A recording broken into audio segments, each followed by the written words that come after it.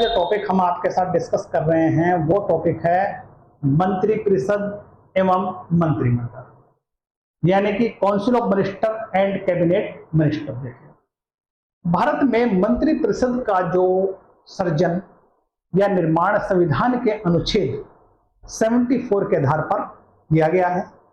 वहीं पर देखिए, अनुच्छेद 74 के अनुसार मतलब जो है राष्ट्रपति की सलाह और सहायता के लिए प्रधानमंत्री के नेतृत्व में मंत्रिपरिषद का प्रावधान किया गया है।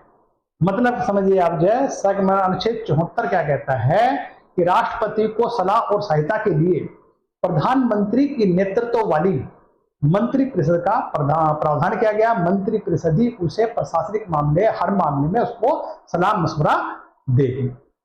किसी भी न्यायालय में इस प्रश्न की जांच नहीं की जा सकती है कि मंत्रियों ने राष्ट्रपति को कोई सलाह दी और यदि दी है तो क्या दी है। सामान्यतः सरकार से तात्पर्य मंत्रिपरिषद से ही होता है, यानी जो हमारी सरकार चलाती है उसका मतलब समझिए मंत्रिपरिषद ही होता है। वहीं पर देखिए, मंत्रिपरिषद का जो आकार की हम बात करते हैं, मूल संविधान में मंत्रियों की अधिकतम संख्या का निर्धारण का कोई प्रावधान नहीं किया गया है। वहीं पर देखिए, अगर हम बात करते हैं 91 संविधान संशोधन अधिनियम 2003 के अनुसार मंत्रिपरिषद में मंत्रियों की कुल संख्या लोकसभा के सदस्यों की कुल संख्या के 15% से अधिक नहीं होगी। मतलब जितने भी मतलब देखिए समझिए एक तरह से लोकसभा के जितने सदस्य हैं उसके 15% से अधिक जो है मंत्रियों की संख्या नहीं होगी। मंत्रिपरिषद में मंत्रियों की कुल संख्या में प्रधानमंत्री भी शामिल है। जो 15% है उसमें प्रधानमंत्री भी शामिल है। वहीं पर देखिए, स्वतंत्र भारत में या स्वतंत्र भारत की प्रथम मंत्रिपरिषद में केवल 15 सदस्य सम्मिलित थे। यानी जब हमारा देश आजाद हुआ था, जब मंत्रिपरिषद गठन हुई थी, उस समय कुल 15 सदस्य शामिल थे।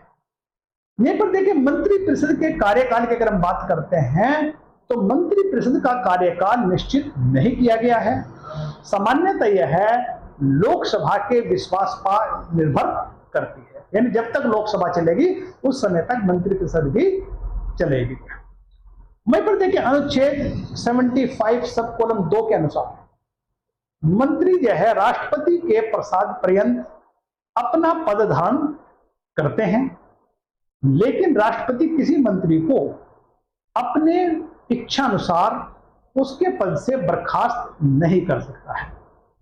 प्रधानमंत्री किसी भी समय किसी भी मंत्री को त्यागपत्र देने के लिए कह सकता है या त्यागपत्र मांग सकता है या त्यागपत्र देने के लिए बाध्य कर सकता है। यदि कोई मंत्री मतलब जो है त्यागपत्र देने से इनकार करता है या मना करता है तो प्रधानमंत्री मतलब जो है उसे पद मुक्त करने की सलाह राष्ट्रपति को दे सकता है। वहीं पर देखिए, यदि कोई मंत्री संसद का सदस्य नहीं रह जाता है तो उसे त्यागपत्र देना पड़ता है।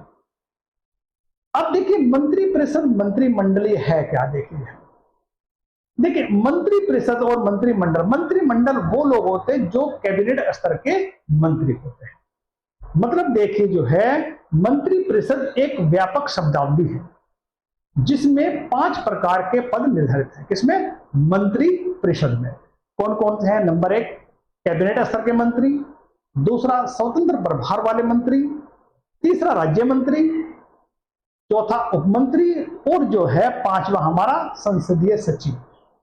मतलब इन 5 लोगों को मिलाकर हमारी जो है मंत्रिपरिषद का गठन होता है। अब वहीं पर देखिए, जो इन 5 में जो पहले नंबर पे जो कैबिनेट स्तर के मंत्री हैं उनको ही कैबिनेट मंत्री कहा जाता है या मंत्रिमंडल कहा जाता है। समझिए, मतलब जो है कि मंत्रिपरिषद में तो ये 5 लोग होते हैं और मंत्रिमंडल में सिर्फ कैबिनेट स्तर के मंत्री होते हैं। मंत्रिपरिषद के विरुद्ध मंत्रिमंडल में केवल कैबिनेट स्तर के मंत्री ही शामिल होते हैं। वहीं पर देखिए, कैबिनेट स्तर के जो मंत्री है मंत्रालय के प्रधान होते हैं और ऐसे मंत्री को मंत्रिमंडल की बैठक में भाग लेने का अधिकार प्राप्त होता है।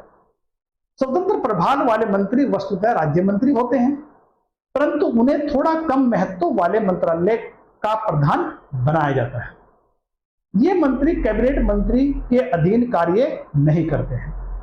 इन्हें कैबिनेट की बैठक में शामिल होने का अधिकार नहीं होता है, परंतु यदि उनके विभाग से संबंधित किसी भी मुद्दे पर चर्चा की जाने वाली है तो ये लोग बैठक में भाग ले सकते हैं। अब देखिए, राज्य मंत्री विभाग का प्रधान होता है और जबकि उप मंत्री राज्य मंत्री के अधीन कार्य करते हैं, यानी राज्य मंत्री को सलाह देने के लिए उप मंत्री होते हैं।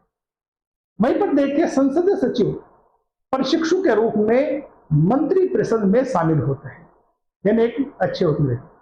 वहीं पर देखिए, निर्णय संबंधी समस्त गतिविधियों और दायित्वों का निर्वहन केवल मंत्रिमंडल द्वारा किया जाता है। मंत्रिमंडल के सदस्य मंत्रालयों के प्रधान होते हैं, जबकि मंत्री परिषद के अन्य सदस्य विभागों के प्रमुख रूप से अपनी भूमिका का निर्वहन करते हैं।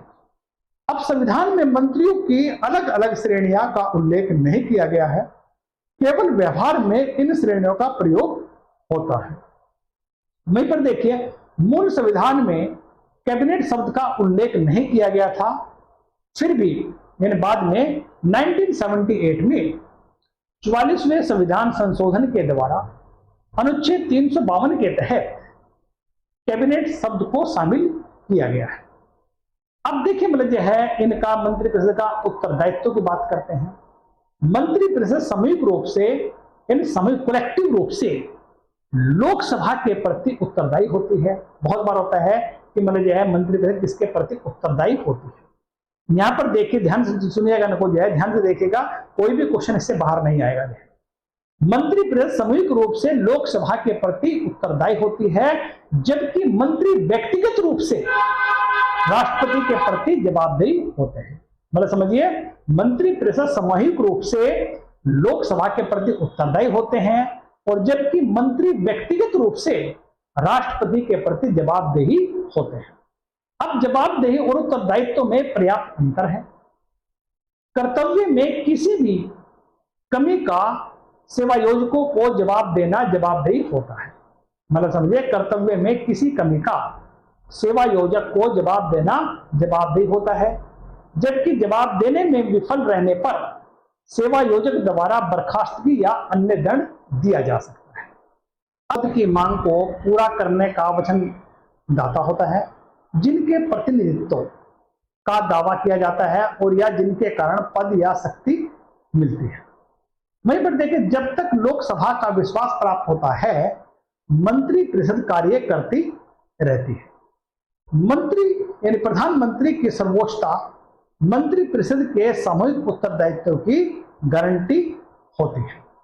वहीं पर देखिए, मतलब जो है अगर हम जो है सामूहिक इसकी बात करें, सामूहिक उत्तरदायित्व की बात करते हैं, जब मंत्री परिषद द्वारा कोई निर्णय लिया जाता है या निर्णय लिया गया हो तो विवाद के समय संपूर्ण मंत्रिमंडल को त्यागपत्र देना पड़ता है।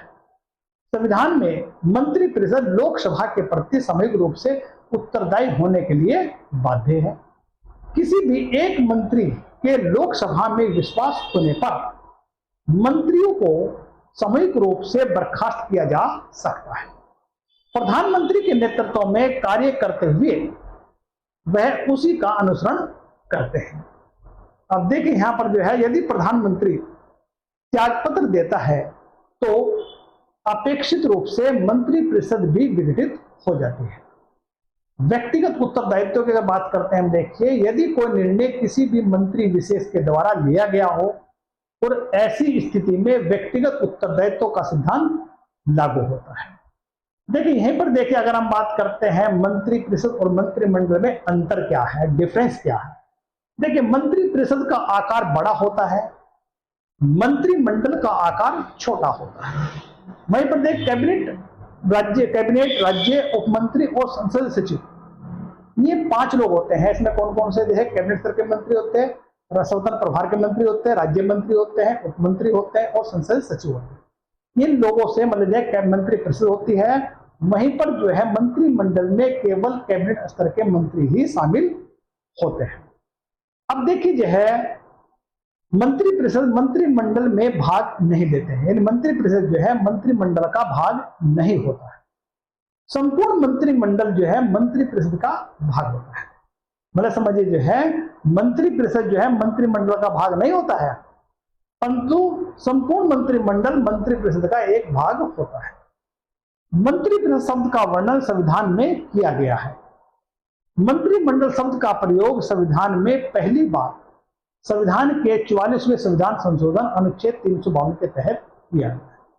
देखिए ये हमारा मैं आपको मंत्रिपरिषद और मंत्रिमंडल के बारे में बताया है, इसमें इतना ही कुछ है। नेक्स्ट